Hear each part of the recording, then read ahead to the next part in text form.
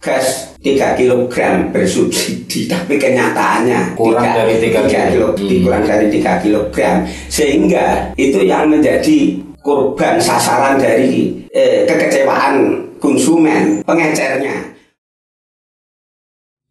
Assalamualaikum warahmatullahi wabarakatuh. Semangat pagi sahabat ISK dimanapun Anda berada. Masih bersama Kang Fikri di podcast ISK.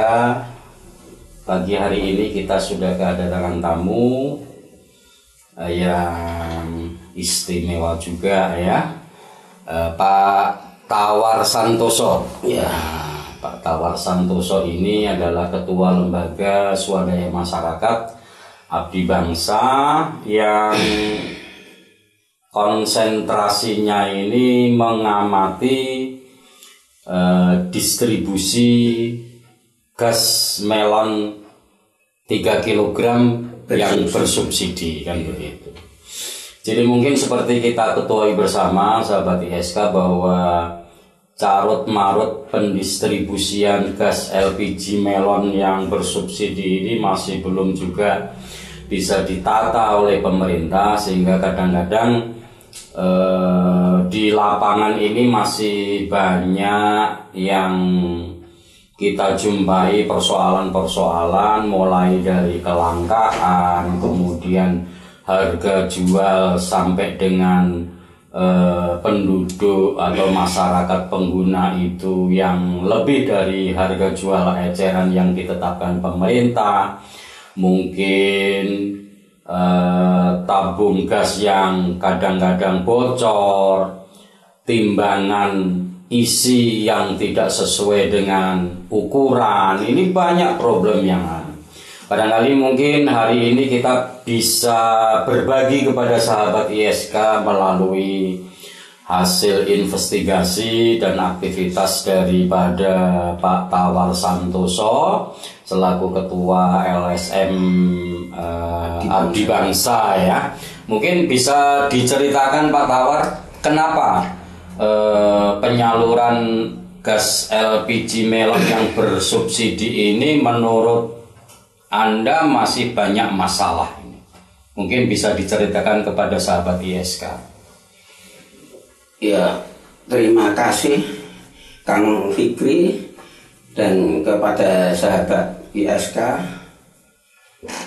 dan seluruh masyarakat Indonesia diangkat dari wabah corona. Semoga kembali seperti semula, dan saya minta maaf sebelumnya mau menyampaikan hal-hal mengenai gas 3 kg bersubsidi atau melon. Itu mau minta maaf kepada khususnya yang bersangkutan seperti bagian pengisian, bagian agen, bagian pangkalan, dan dinas terkait tentu. tentunya. Ya. Kenapa minta maaf Pak? Karena barangkali penyampaian saya ini nanti bisa membuat hati orang-orang yang bersangkutan atau yang bisnis di bidang yang saya sebut tadi kurang berkenan di hati. Ya, tidak apa-apa. Saya kira kalau memang kita mau meluruskan supaya distribusi dan subsidi ini sampai kepada masyarakat, kenapa tidak, kan begitu? Ya, bisa diawali cerita dari pengisian dulu. Ya, terima kasih Kang Fikri, waktu yang diberikan kepada saya awali dari tempat pengisian. Saya tidak tahu ya, yang saya tahu itu berdasarkan penemuan-penemuan di lapangan, terutama di pengisian.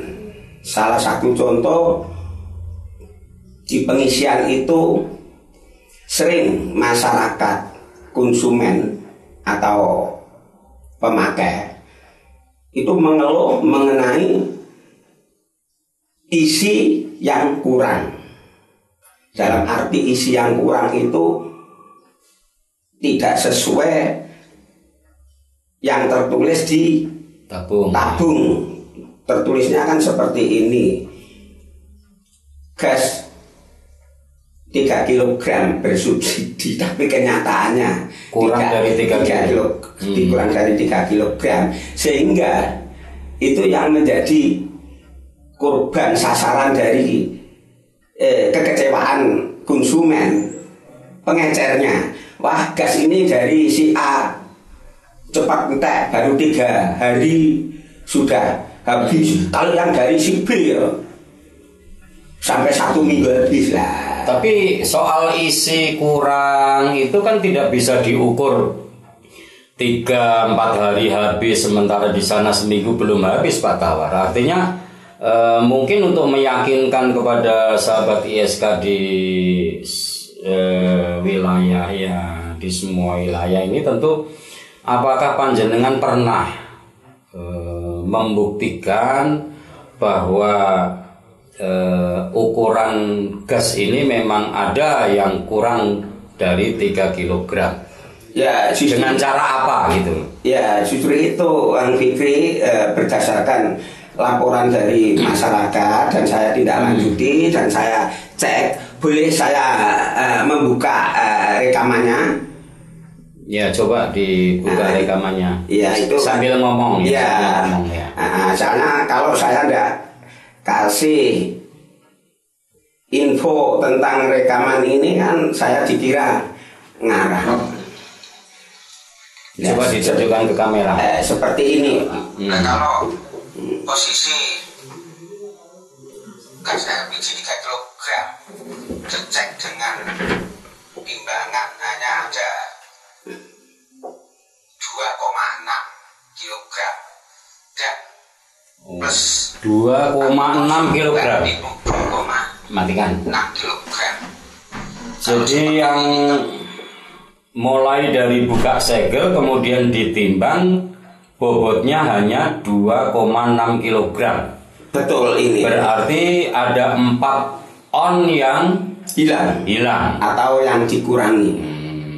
Kalau boleh Pak Tawar pernah menghitung, misalnya satu tabung ini berkurang 4 on.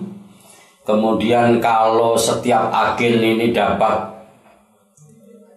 jatah berapa truk, berapa biji tabung ini, kira-kira kalau diakumulasi tentu akan nilainya luar biasa ya. Kalau 4 on kali sekian ribu atau sekian puluh ribu tabung setiap hari tentu akan luar biasa.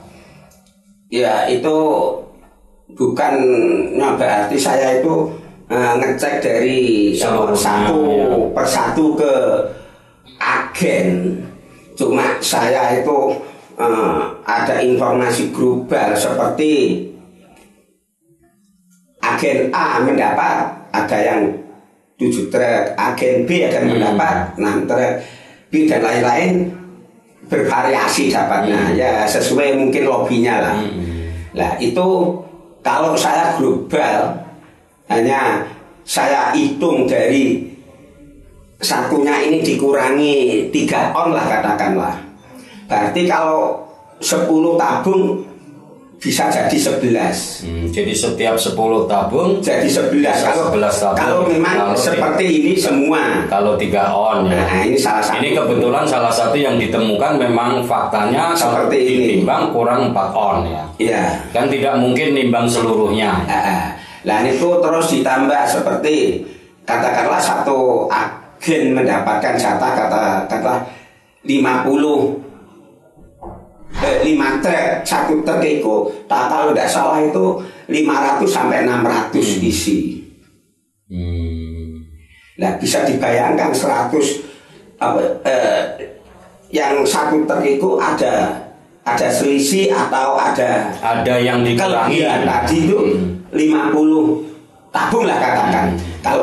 Kalau saya ini kurang lebih harga tidak banyak-banyak lah 10.000 kali 50 sudah berapa itu 500. Nah kalau di agen kudus kurang lebih ada 9. Kalau rata-rata satu agen itu mendapat 5 truk, bisa dibayangkan juga ada 25 juta per hari.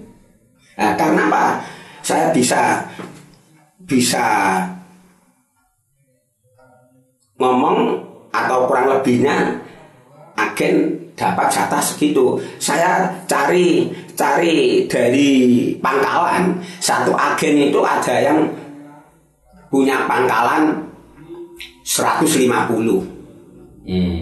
Ada yang 100. Lah satu agen itu kalau rata-rata tak buat 50, berarti satu truk menjadi 10 pangkalan disebar. Itu rata-rata 50 satu truk untuk 10 pangkalan. Kalau 5 truk berarti bisa 50 pangkalan. Padahal rata-rata informasi dari dinas yang terkait itu agen ini pangkalannya di atas 100 rata-rata. Di atas 100 pangkalan. Jadi pada intinya Pak Tawar sebagai pengamat distribusi gas LPG Melon ini menemukan bahwa di tingkat pengisian ini sudah ada dugaan kecurangan. Kecurangannya apa? Yaitu mengurangi timbangan. Ya tentu ini harus benar-benar diinvestigasi oleh aparat penegak hukum ya, kalau memang benar terjadi. Ini adalah kejahatan juga kan. Kejahatan juga. Nah kemudian Pak Tawar, kita bicara soal harga jual eceran ya, menurut pemerintah ini karena dari agen ke pangkalan itu sekian, kemudian pangkalan ke pengecer itu sekian. Lah kenapa yang terjadi di tingkat masyarakat pengguna ini harganya bisa bervariatif? Ada yang 18, ada yang 20.000, ada yang bahkan sampai 22, 23. Ini ceritanya gimana Pak Tawar? Maaf Bang Fikri, sebelum ini pertanyaan Kang Fikri saya jawab, saya akan menambahkan permasalahan yang masih di tingkat pengisian ya. Nah, salah satu contoh ini, selain pengisiannya kurang, itu ada kebocoran kurang profesionalnya atas menangani kebocoran, sehingga membuat masyarakat atau konsumen atau pemakai itu panik. Nah, buktinya jadi panik. Kebocoran itu pernah juga ditemukan ya? Pernah. Ya pernah. Nah, ini kebocoran klep gasnya. Iya betul. Jadi ketika mau dipakai, seperti ini. Ini belum dipakai ya? Ya belum, baru mau dipasang. Belum mau dipasang, bocor. Ini juga harus menjadi masukan dari mungkin di tingkat pengisian ya. Terus masih ditambah lagi seperti kadang klepnya tidak ada. Oh ya, klep yang sering terjadi. Yang merah itu tadi silnya tidak katut ya, artinya tidak dipasang. Tidak diikutkan masang sebelum disegel ya. Akibat keturbuan tadi seperti ngosos atau bocor, baut kendo, ini mengakibatkan korban seperti ini. Pernah ada korbannya juga di Kudus ya? Iya, ini seperti ini. Dia orangnya berobat, dikasih tahu saya, mau saya ganti ya, ada usaha ini memang. Nah, itu kan. Jadi salah satu contoh akibat kebocoran. Jadi catatan untuk yang di tingkat pengisian ini, di samping ada ditemukan timbangannya kurang, untuk tingkat kebocorannya juga masih ada beberapa yang ditemukan kan begitu. Ya, ini kembali Pak Tawar untuk menyingkat waktu. Iya. Tadi ya yang kenapa harga di tingkat masyarakat pengguna ini bisa bervariasi? Ada yang bermain apa tidak ini menurut temuan Pak Tawar ini? Kalau menurut penelitian saya atau yang saya tahu itu kurang lebihnya itu kurang tahu lah masalah ada yang bermain apa enggak. Cuma yang saya tahu dari agen ke pangkalan itu 14.250.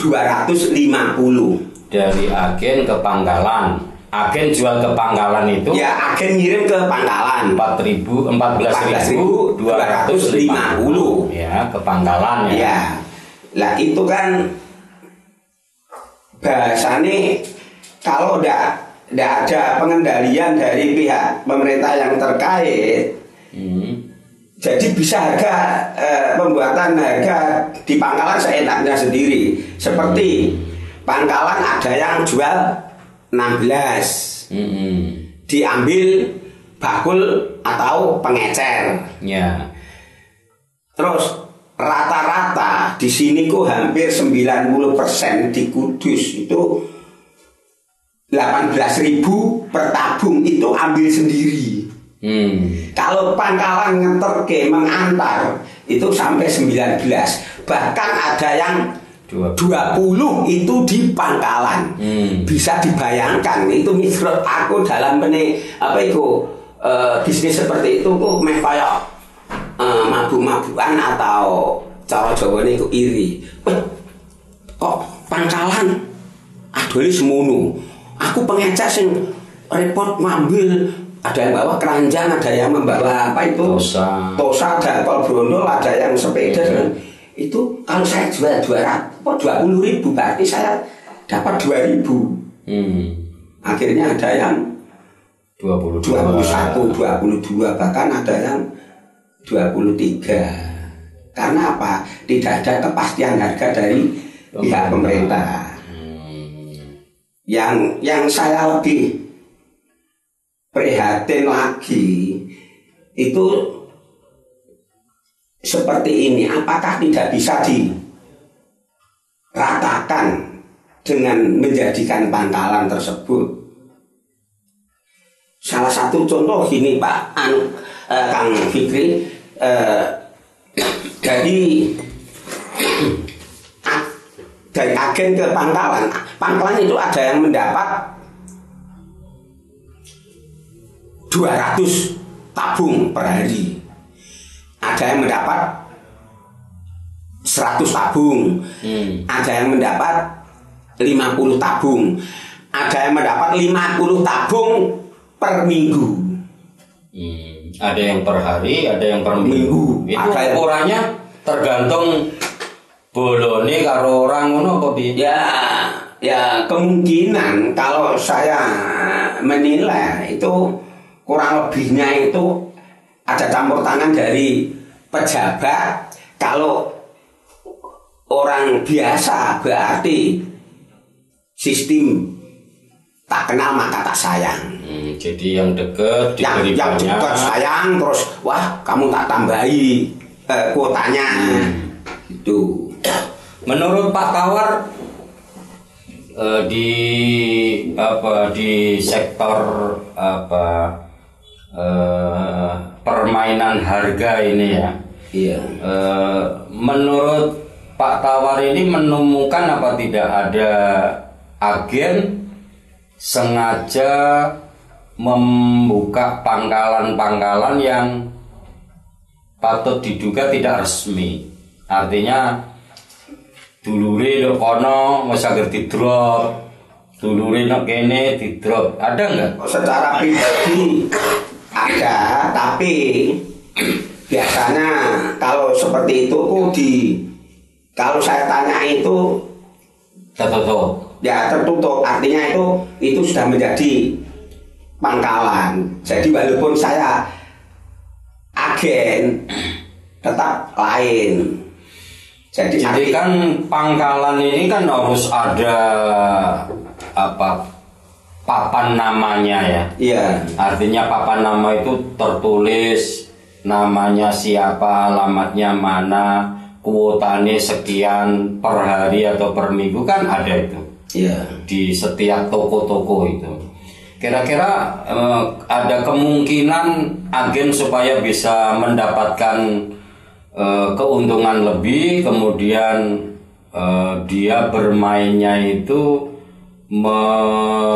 membentuk pangkalan-pangkalan fiktif. Pokoknya misalnya di drop nonggone dulure kono, ada nggak seperti itu di Kudus khususnya? Ada. Jadi untuk hanya pemikiran saya sendiri mungkin ya, ya mudah-mudahan seperti itu. Untuk melabui pihak yang terkait atau lembaga itu misalnya itu daripada bahasanya itu kalau dia mendirikan pangkalan ke orang lain asli kan hanya 14.250.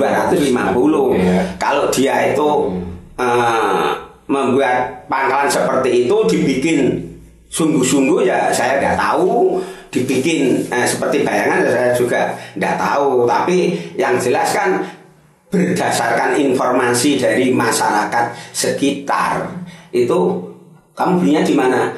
Di situ dia itu ada tempatnya sendiri kok. Untuk harga sendiri berapa? 16.000. Nah, bilangnya seperti itu. Terus saya sampai cross check ke bosnya langsung, katakanlah akhirnya itu ya itu Pak, itu kan untuk bina lingkungan lah. Jadi tetap aja ada, cuma alasannya untuk itu ya. Nah, kalau menurut Pak Tawar, kira-kira idealnya itu sebenarnya karena ini kan barang bersubsidi dari pemerintah ya. Ya mungkin ada banyak warga yang sebenarnya tidak dalam kategori miskin, tapi dia ikut menikmati, ya kan? Kadang-kadang banyak juga usaha-usaha yang sebenarnya tidak memakai gas yang bersubsidi, tapi mereka sampai saat ini juga memakai. Kemudian khususnya pegawai negeri ini dengan tunjangan yang luar biasa dan sebagainya, tentunya tidak layak kalau misalnya mereka ini menggunakan atau mengkonsumsi gas melon bersubsidi, kan begitu. Iya. Kalau misalnya semua itu sudah sesuai dengan ketentuan, aturan mainnya bagaimana dan lain-lain, kira-kira kalau boleh tahu berapa sebenarnya masyarakat miskin ini harus membayar saat membeli gas melon? Maksimal berapa kira-kira? Kalau yang mengenai seharusnya disesuaikan tulisan gas 3 kilogram bersubsidi untuk masyarakat miskin, seharusnya sudah cukup. Jadi sesuai dengan tarif itu. Sesuai dengan itu, kalau menurut saya sudah cukup. Karena apa? Karena ini sering banyaknya mengkonsumsi dari daerah luar. Itu kan orang seharusnya tidak memakai bersubsidi, dia memakai. Saya sering melihat Kang Fikri, ada mobil juga isinya gas 3 kilogram. Restoran, mungkin ternak ayam, dan lain-lain itu masih mengkonsumsi gas melon ya. Itu sehingga pasokan di daerahnya Kudus sendiri ini kelihatannya masih kurang. Dikarenakan itu masih ada segel-segel dari luar. Oh, jadi distributor atau agen dari luar kota juga kadang masuk Kudus ya? Iya, masuk, ada. Saya pernah menemukan.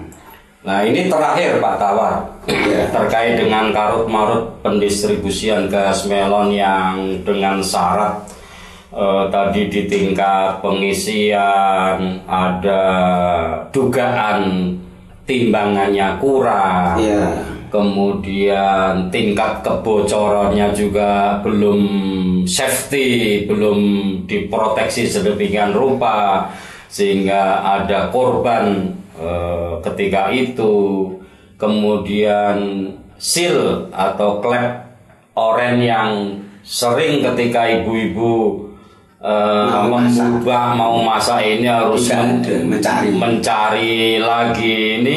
Ini memang catatan kecil yang perlu kita sampaikan kepada agen ya. Artinya jangan sampai setelah tidak kepada agen, kepada pengisian ya, stasiun pengisiannya ya. Kemudian di tingkat agen ya tentu harus mendistribusikan sesuai dengan aturan main. Artinya harus benar-benar taat kepada harga jual eceran yang sudah dipatok oleh pemerintah, kan begitu. Kemudian di tingkat pangkalan pun juga sama, harusnya ngono ya ngono ning aja semono, kan begitu. Dan yang paling penting ini di tingkat pangkalan, ketika ada orang yang tidak dalam kelompok miskin atau yang layak mengkonsumsi 12 kg 3 kg ini harus diarahkan dan dia harus berani menolak. Cuma yang jadi masalah ini tidak pernah ada pangkalan yang ada orang sugih beli gas 3 kilo ini kemudian berani menolak. Persoalannya kan di alas hukumnya atau peraturannya. Ya mudah-mudahan ketika kita kemarin pernah melihat bahwa di tingkat penyelenggara negara, Kapolri ini sudah melakukan MOU dengan pihak Pertamina ya, yang mungkin nanti akan dibantu oleh Babin Kantipmas dan Babinsa yang ada di tingkat desa ini ikut mengawasi pendistribusian gas bersubsidi yang 3 kilo itu. Harapan Pak Tawar kepada dinas terkait dengan agar supaya harga jual eceran ini stabil, kelangkaan bisa diminimalisir, kemudian salah kaprah penggunaan gas ini bisa dihapus. Ini apa masukan Pak Tawar sebagai aktivis yang konsen terhadap distribusi gas LPG ini, khususnya kepada OPD terkait? Terima kasih Kang Fikri. Terakhir pula penyampaian saya ini, saya pesan dari pihak pemerintah yang terkait, yang saya inginkan dari pihak pemerintah, pangkalan harus melayani sekitarnya sesuai aturan. Jadi bisa mengcover lingkungan. Aslinya kan kalau aturan, kalau saya lihat kok seperti itu harus dikembalikan ke sana ya. Jangan ada wilayah yang tidak ada pangkalan. Jangan seperti ini. Orang Jati ngambil dari Kalibungu, orang Jati ngambil dari kecamatan mana. Sementara orang kecamatan sana juga ngambil dari Jati. Jadi tergantung hubungannya. Tergantung hubungan. Nah, yang saya maksud itu, katakanlah dulu yang mendapat 200 atau 100 itu bisa dikurangi, orang yang ambil ke sini katakanlah rumahnya di Dawe, taruh di Dawe aja dijadikan pangkalan. Pangkalannya ya biar harga itu sama. Nggak di Jati itu 20, di Gunung 25. Karena jauh dari Pangkalan. Jauh dari Pangkalan, karena transportnya ngambil juga dari Jati. Ya, oke, ya. Jadi itu mungkin masukan dari Pak Tawar sebagai aktivis ya. Seperti kita ketahui bahwa carut marut pendistribusian gas melon 3 kg ini masih menyisakan banyak catatan. Yang terpenting adalah kepedulian pemerintah untuk melaksanakan sesuai dengan peraturan perundangan yang ada. Jangan sampai rakyat miskin menjadi korban kembali. Jadi harus ada ketegasan dari pemerintah. Siapa yang boleh mengkonsumsi gas 3 kg, siapa yang tidak. Tentu ini adalah butuh komitmen dari agen, Pangkalan, juga pengisian. Tadi ada banyak catatan. Oleh karenanya terima kasih kebersamaan sahabat ISK masih tetap bersama Kang Fikri. Semoga pertemuan ini bisa memecahkan masalah dan tentu akan mendapatkan solusinya. Terima kasih. Assalamualaikum warahmatullahi wabarakatuh. Waalaikumsalam warahmatullahi wabarakatuh.